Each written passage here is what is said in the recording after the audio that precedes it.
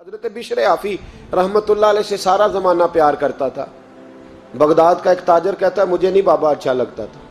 ہمارا اپنا اپنا ذہن ہے نا، ہم کہتے ہیں میں نے جدھر ساری دنیا جا رہی ہے وہاں نہیں جانا، کہتے ہیں کہ وہ بابا مجھے نہیں اچھا لگتا تھا، حالانکہ سارا بغداد عزت کرتا۔ کیوں نہیں اچھا لگتا تھا؟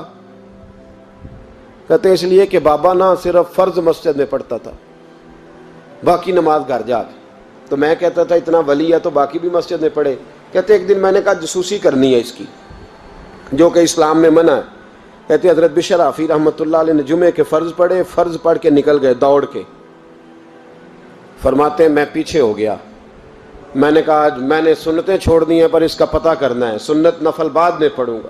کہتے ہیں حضرت بشر آفی جلدی سے نا ایک کباب والی دکان پہ گئے، وہاں سے کباب خریدے، اور میں نے کہا بوڑھے کی عمر دیکھو اور اس کے ذائقے دیکھو، اس عمر میں بھی کباب کھائے گا۔ اوئے ہوئے، مولوی کو روٹی نے ستایا تھا، اس لیے سنت اور نفل چھوڑ آیا ہے۔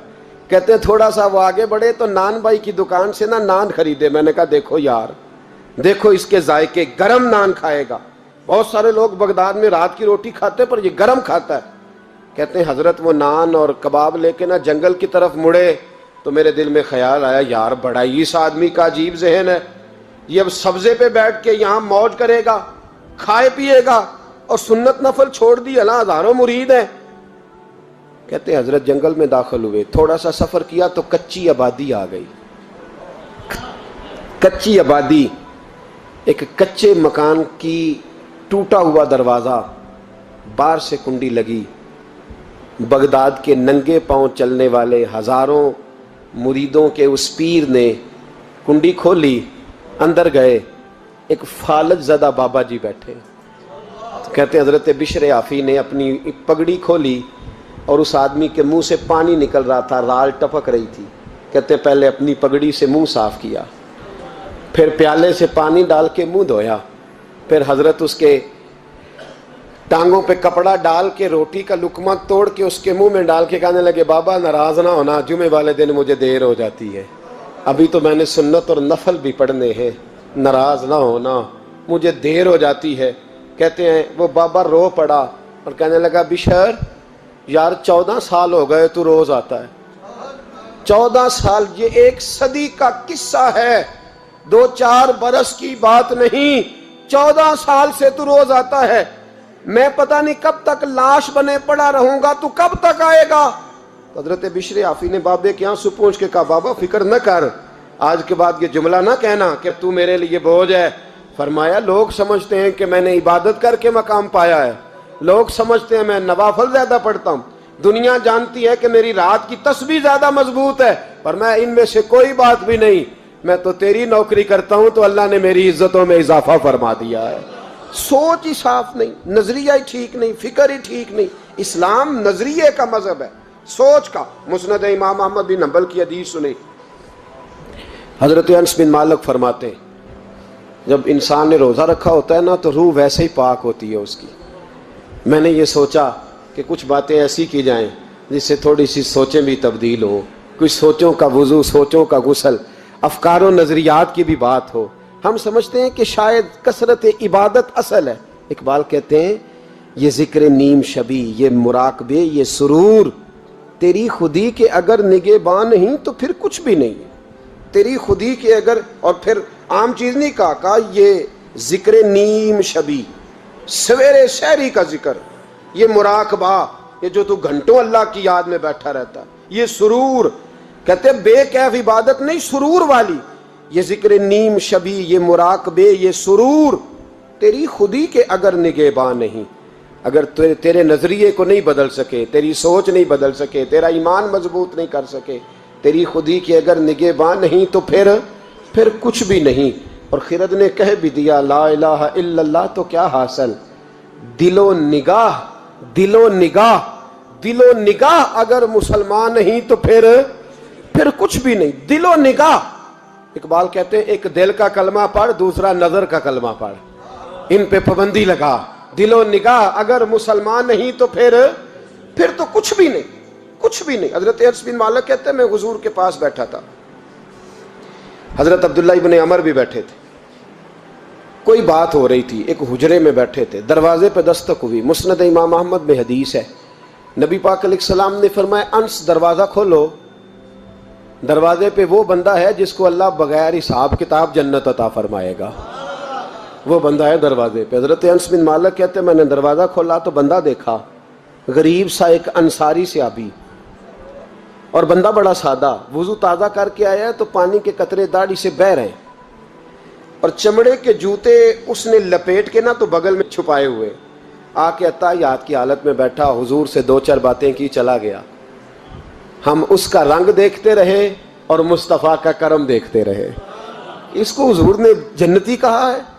کہتے ہیں اگلے دن اسی ٹائم اسی وقت ہم حضور کے پاس بیٹھے تھے، پھر دروازے پہ دستک ہوئی، حضور نے فرمایا دروازہ کھولو، دروازے پہ وہ بندہ ہے جسے اللہ بغیر حساب کتاب جنت عطا فرمائے گا، بغیر حساب۔ کہتے ہیں دروازہ کھولا، اور جیسے ہی میری نظر پڑی، بندہ بھی وہی ہے جو کل آیا تھا، اور انداز بھی وہی ہے جو کل تھا، اسی طرح پانی کے قطرے، اسی طرح جوتے بغل میں، السلام علیکم، کل حضور فلاں بات کی تفصیل پوچھنی مجھ سے رہ گئی تھی، غلطی ہوگی، دوبارہ آیا ہو۔ اس نے اپنی گفتگو کی، چند جملوں میں بات سمیٹی، چلا گیا۔ فرماتے ہیں اتفاق کی بات کہ دن تیسرا، بندے بھی ہم دونوں، میں اور عبداللہ ابن عمر۔ حضرت انس بن مالک کہتے ہیں دونوں بیٹھے تھے، سیم ٹائم سیم ڈے۔ پھر دستک ہوئی، حضور نے فرمایا دروازہ کھولو، اور مسکرا کے فرمایا دروازے پہ وہ بندہ ہے جسے اللہ بغیر حساب کتاب جنت عطا فرمائے گا۔ کہتے ہیں کھل اٹھے ہمارے چہرے، باہر گئے، دستک ہوئی تھی، دروازہ کھولا۔ فرماتے ہیں مجھے یقین تھا وہی ہوگا جو 2 دن پہلے آیا تھا، اور میرے یقین کے مطابق ہی کام ہوا، وہی بندہ تھا جو کل بھی تھا، جو پرسوں بھی تھا، حالت اور کیفیت اور انداز بھی وہی تھا۔ پانی کے قطرے بہہ رہے ہیں، اور اس شخص نے جوتے بغل میں دبائے ہوئے خدمت میں حاضر ہوا، بیٹھ گیا، بات چیت کی، چلا گیا۔ حضرت انس بن مالک کہتے ہیں تھوڑی دیر ہوئی تو حضور بھی تشریف لے گئے۔ حضرت عبداللہ ابن عمر مجھے کہنے لگے یار ویسے کتنے اس کے نصیب ہیں، کتنے نصیب ہیں، کوئی آیا لے کے چلا گیا، کوئی آیا لے کے چلا گیا، کوئی عمر بھر بھی نہ پا سکا، میرے مولا تجھ سے گلہ نہیں، یہ تو اپنا اپنا نصیب ہے، یہ تو اپنا اپنا، اور نہ کسی کے حال پہ طنز کر، نہ کسی کے غم کا مذاق اڑا، وہ جسے چاہیں جیسے نواز دے، یہ مزاج لطف رسول ہے صلی اللہ تعالی علیہ وسلم۔ کہتے ہیں ہم لوگ گفتگو کرنے لگے، عبداللہ ابن عمر مجھ سے کہنے لگے یار ویسے پتہ کرنا چاہیے یہ کون سا عمل کرتا ہے، پتہ کرنا، جیسے ہم نہیں پتہ کرتے کہ یہ بندہ بڑا چمک گیا، پتہ کرو کون سا کاروبار کرتا ہے، ذرا اس کی جاسوسی تو کرو۔ اور بندے بھی بڑے سمجھدار ہیں، وہ سائیڈ بزنس نہیں بتاتے، وہ کہتے ہیں وہ جو میرا علیحدہ ہے وہ نہیں بتانا، کہیں یہ نہ شروع کر لے۔ حالانکہ انسان کے پاس جو خوبی، جو اللہ نے اسے دولت دینی ہوتی ہے، وہ اپنا اپنا نصیب ہوتا ہے، وہ گھر میں بیٹھے بھی اللہ عطا کر دیتا۔ وہ کہتے ہیں کہ پتہ کرو کیا عمل کرتا ہے۔ تو حضرت عبداللہ ابن عمر کہتے ہیں میں اس کے پیچھے ہو گیا، اس سے سلام لی، تو میں نے کہا مجھے 2-3 دن کے لیے مہمان بنا لو گے، مان نہ مان میں تیرا مہمان، 2-3 دن کے لیے مہمان بنا لو گے؟ تو کہتے ہیں مجھ سے کہنے لگا کوئی گھر میں جھگڑا ہو گیا، کیونکہ پڑوس میں تو تمہارا، قریب ہی تو تمہارا گھر ہے، میرے مہمان بننے کو جھگڑا ہے؟ تو میں نے کہا چلو ایسے ہی سمجھ لو، پر مجھے مہمان بنا لو۔ کہتے ہیں میں 3 دن اور 3 راتیں اس شخص کے ساتھ رہا، وہ کتنا صدقہ کرتا ہے میں نوٹ کرتا رہا، نماز کتنی پڑھتا ہے، اس کا کیا، میں چاہتا تھا کہ وہ عمل مجھے ملے، اس کی برکت سے مصطفیٰ نے اسے 3 مرتبہ جنتی فرمایا ہے، تاکہ وہ کیفیات مجھے بھی ملیں۔ حضرت عبداللہ ابن عمر کہتے ہیں کہ میں نے کوئی خاص چیز نہیں دیکھی، وہ عشاء پڑھتا تو فجر تک بستر پہ کروٹیں لیتا، اور میں الحمدللہ اٹھ کے تہجد بھی پڑھتا، نوافل بھی پڑھتا۔ کہتے ہیں وہ 1 سپارہ پڑھتا، میں 3 پڑھتا۔ فرماتے اس نے 3 دنوں میں کھجور بھی صدقہ نہیں دی، کہ کھجور بھی، اور میں نے بڑے بڑے غریبوں کی مدد کی۔ میں کہنے لگا کہ عمل تو میرا زیادہ ہے اس سے، پھر خوبی کیا ہے؟ خاص توجہ کرنا، اسلام اور دین کا جو فکری اساس، جو فکری اساس ہمیں صحابہ نے دی۔ حضرت عبداللہ ابن عمر کہتے ہیں میں نے تیسرے دن اسے کہا بھائی اللہ تیرا بھلا کرے، تو نے بڑی خدمت کی، میں نے جانا ہے میرا کوئی جھگڑا نہیں ہوا تھا، میں تو بس تیرا عمل دیکھنے آیا تھا کہ تو عمل کیا کرتا ہے۔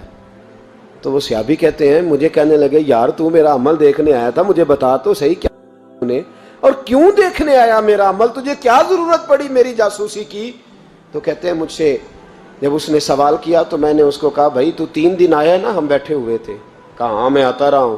کہا 3 دن نبی پاک نے فرمایا اللہ تجھے بغیر حساب کتاب جنت عطا فرمائے گا۔ تو میں چاہتا تھا کہ میں ذرا جاسوسی کروں، ذرا دیکھوں، کھوج لگاؤں کون سا ایسا عمل ہے، آپ بھی ذرا دھیان دیجئے گا، کون سا ایسا عمل ہے، حالانکہ تو عشاء پڑھتا ہے اور اٹھ کے فجر پڑھتا ہے، میں تہجد بھی پڑھتا ہوں، تیرا سپارہ 1 ہے میرے 3 ہے، کون سا ایسا عمل ہے جس کے سبب تجھے جنت ملے گی؟ کہتے ہیں وہ صحابی کہنے لگے یار کوئی ایسا عمل نہیں، کوئی شے نہیں، میں اس قابل ہی نہیں، من نانم کے من دانم، جو میں ہوں مجھے پتا ہے۔ کہا پھر کوئی بات تو ہوگی، تیری مہربانی بتا دے، میں نے 3 دن 3 راتیں محنت کی ہیں، بتا دے۔